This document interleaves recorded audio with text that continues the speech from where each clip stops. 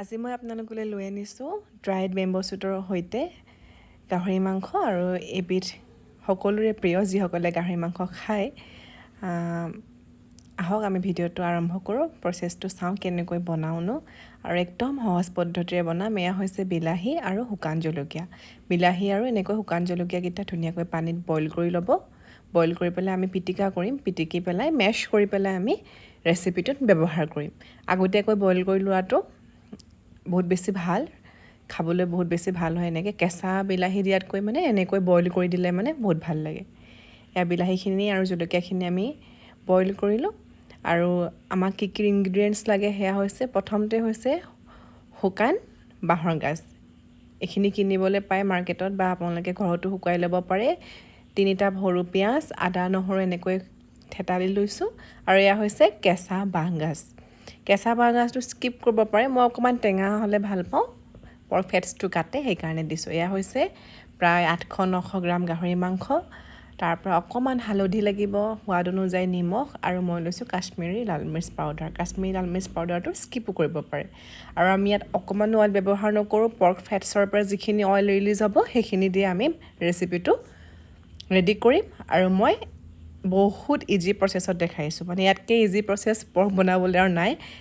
এটা পটতে বনাম। কুকাৰটো গৰম কৰিলোঁ আৰু গাহৰি মাংসখিনি তাত এনেকৈ দি থৈ দিছোঁ। এফালে মাংস সিজি আছে, এফালে মই যিখিনি বইল কৰিছিলোঁ বিলাহী 4টা আৰু শুকান ৰঙা জলকীয়া। আৰু জলকীয়া পৰিমাণটো আপোনালোকে নিজৰ সোৱাদ অনুযায়ী কম কৰিব পাৰে, বেছি কৰিব পাৰে। আৰু যোনে বেছি জ্বলা খাই ভাল পায় ভোট জলকীয়া ব্যৱহাৰ কৰিব, তেতিয়াতো আৰু বেছি টেষ্টি হয়। আৰু এইখিনি মই এনেকৈ ধুনীয়াকৈ পিটিকা বনাই ল'লোঁ। এয়া দেখিছে কুকাৰত যে দি থৈছিলোঁ যিখিনি গাহৰি মাংস, সেয়া এনেকৈ অলপ অলপ ফ্ৰাই হৈছে। আৰু ইয়াত অকণমানো এক্সট্ৰা তেল ব্যৱহাৰ কৰা নাই। গাহৰি মাংসৰ পৰা ফেটছখিনিৰ পৰা যিখিনি তেল নিজে নিজে ৰিলিজ হয় সেইখিনিতে আমি বনাম এতিয়া। আৰু এইটো হৈছে একদম অপশ্যনেল এটা ইনগ্ৰিডিয়েণ্টছ, সেইটো হৈছে আলু। মই মানে ভাতৰ লগত অকণমান আলু পিটিকা, ক'ৰবাত নহয় ক'ৰবাত আলু অকণ হ'লেহে খাই ভাল পাওঁ, সেইকাৰণে মই ডাঙৰ ডাঙৰকৈ আলুৰ টুকুৰা 4-5টামান দি দিছোঁ।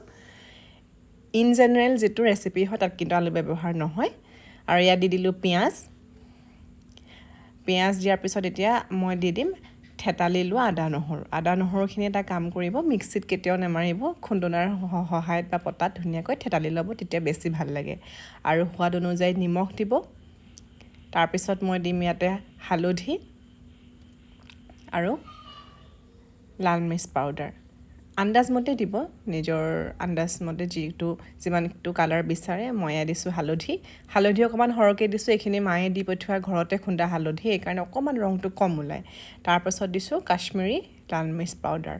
আৰু এইটো একদম অপশ্যনেল হয়। বিলাহী আৰু যিটো জলকীয়া সেইটোৰেই যিটো আমাৰ ড্ৰাইড বেম্বো শ্বুট পৰ্কৰ ৰেচিপিৰ যিটো কালাৰ, পূৰা এটা ৰেডিছ কালাৰ আহে, সেই কালাৰটো আহি যায়।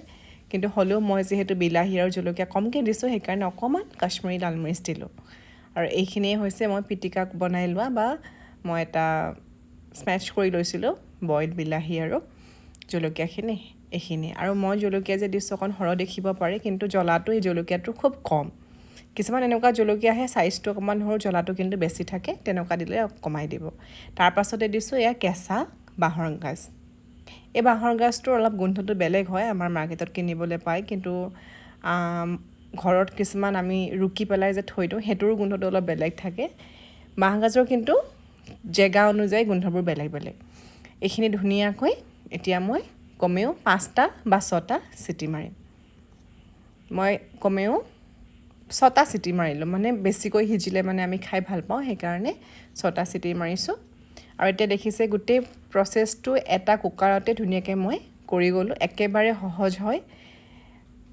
বেলেগ বেলেগকৈ কেৰাহীত বেলেগকৈ ভাজি লৈ বা বেলেগকৈ বইল কৰি লৈ এনেকুৱা ধৰণৰ দীঘলীয়া প্ৰচেছত কৰা নাই। একদম এইটো ইজি প্ৰচেছ হয়, তেলো নালাগে। আৰু ইয়াতে এটা কথা কওঁ, আপোনালোকে কিছুমান মানুহ থাকে যে তেলটো একদম কম হ'লে ভাল পায়, মানে পৰ্কৰ পৰা যিটো তেল ওলায় সেইটো তেওঁলোকে কম পৰিমাণে বিচাৰে। তেওঁলোকে তেতিয়া কি কৰিব, 1-2টা চিটি মাৰি পেলাই পানী অকণমান দি পৰ্কৰ অকণমান তেলখিনি পানীটো পেলাই দিব, তেনেকৈ বনাব পাৰে। দেখিছে কিমান ধুনীয়া কালাৰ হৈছে।